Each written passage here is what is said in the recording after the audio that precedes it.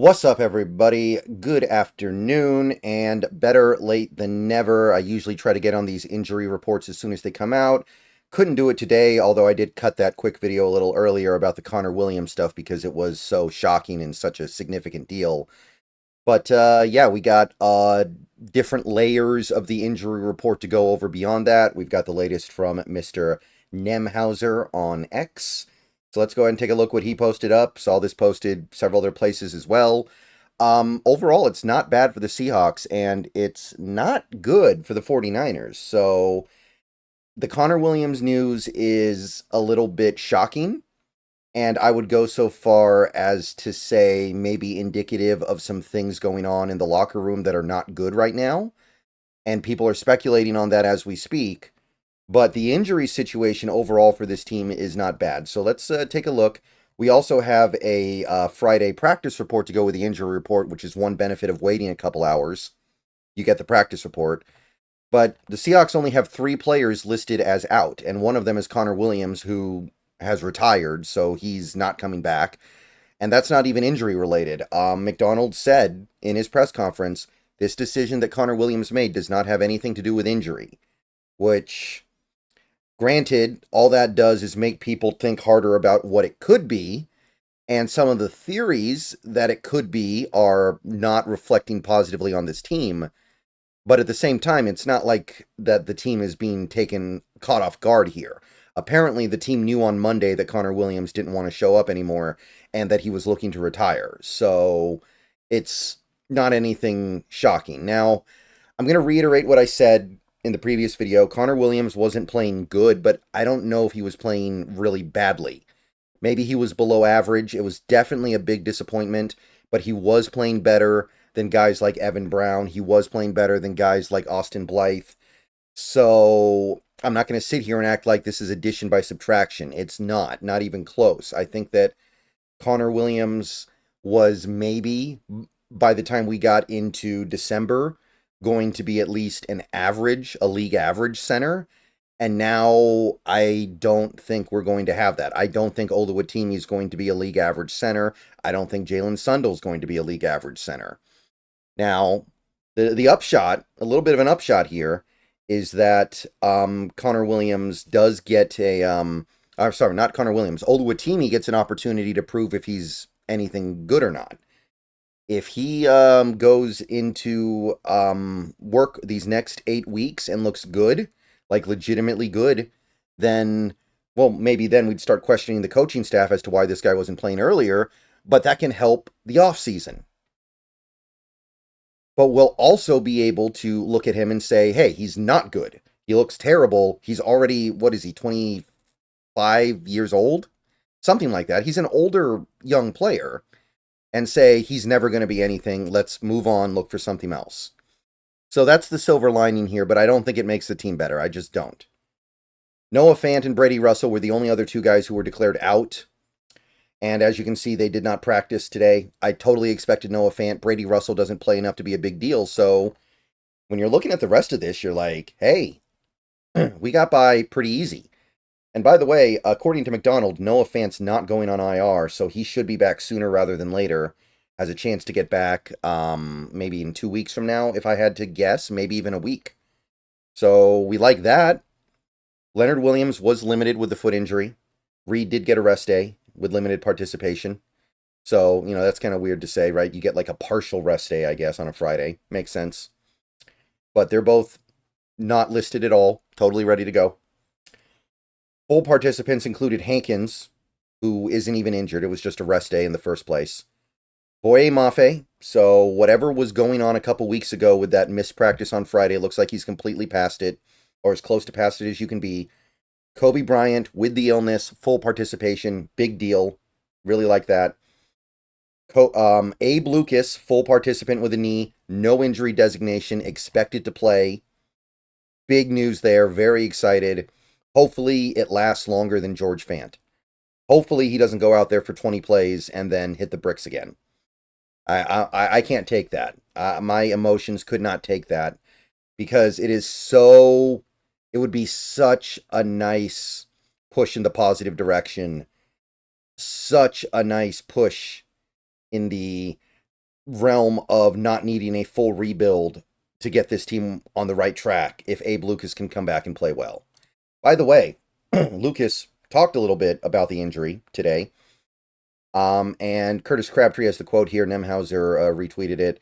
The way that it happened and the way it came, the way it kind of came up was a little weird. It didn't come all at once, and it's not chronic for anyone that thinks that it's chronic. So if it really isn't chronic, then we have to at least be open to the possibility that this is just an unfortunate extended hiccup in the early part of his career that will not affect him the rest of his career. I think we have to be open to that possibility. So, exciting stuff. DK Metcalf, no injury designation, ready to play, ready to go. So, great news there, full participant today. And of course, Draymond Jones with the shoulder injury, full participant, ready to go. So, this team, for the most part, is pretty darn healthy. We got a couple of guys hanging on IR right now, but overall, the team is in about as good a state as you could hope for, given the Connor Williams retirement. And I don't mean to downplay that, but there's a lot else going on with this team right now that you can at least be a little bit encouraged about. Niners, on the other hand, they've got some issues going on here. We've got a few players listed in the out category. You've got a doubtful. You've got a big list of questionable guys, actually. So they've got issues. Kevin Givens is out, didn't practice today. And I talked about how while he's not a great player, the Niners need him because of how thin they are in the middle. They've already lost Hargrave. They're not getting great reps out of some of the guys they were hoping to get good reps out of. And they're a little susceptible right up the gut, I feel like. And Givens being out doesn't help that. Chavarius Ward, I don't know if he's their top cornerback anymore. Maybe Lenore's past him, but Ward is not playing. I didn't know what the personal reason was yesterday, but a couple people in the comments reminded me that I guess he had a son that passed away. So that certainly makes sense. So it makes sense that he would not be playing this week with dealing with something like that.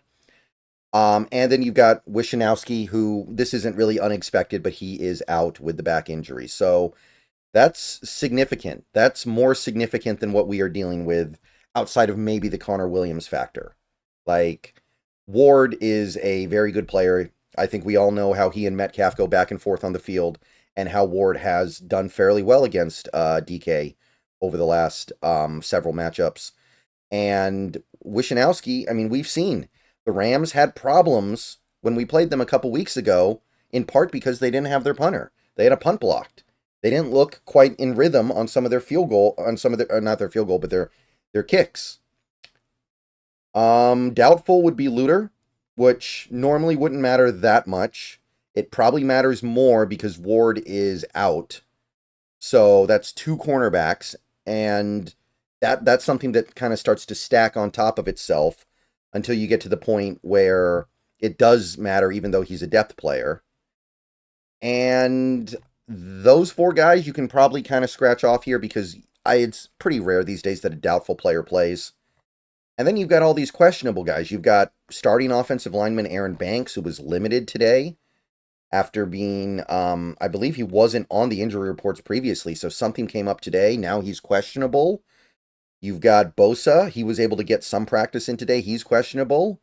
You've got Kittle questionable after doing some practice today, and Trent Williams didn't practice all week. He's questionable too. Now, I'm not going to sit here and make a big deal out of the Feliciano questionable. He's kind of a utility backup for them anyway. But if Aaron Banks is out, Feliciano might have been the next man up. So maybe it is a big deal. Gross-Matos being out, not by itself a big deal, but what if Bosa can't play? Maybe Gross-Matos would have played a lot more if Bosa's out. I don't know. So these things that aren't that big of a deal become a big deal because they're stacked on top of things that are a big deal. So that's Banks and Williams, two starters on the offensive line. That's Bosa, starter on the defensive line. George Kittle, one of their top offensive players this year. So this team may not be in a good spot, and maybe some of these guys play, but odds are good some of them will not. You can see that Trent Williams did not practice a single time all week. You can see that Bosa was only able to get in a limited practice today. That's it this week. And you can also see that you do have a decent, like, Gross Matos is probably good to go because he was a full participant today. And at least they were able to get Jennings and Conley full practices today, so they're fine. McCaffrey, full practice. And having Renardo Green in full is big because of the loss of Ward and probably Luter. But this is not a team that is in a great spot right now, health-wise. They don't have all their weapons. Remember, they're already missing Ayuk. So you're not in a bad spot here as a team, is what I'm going to say. Now, will that matter? We'll talk about that a little more tomorrow, but that is everything that we know right now about the Seahawks. So let me know what you guys think. I'll see you guys later. Go Hawks. And yeah, it's clear which team has more problems for this game. Now, we just need to be the team that takes advantage of the fewer problems to actually win. See you guys tonight.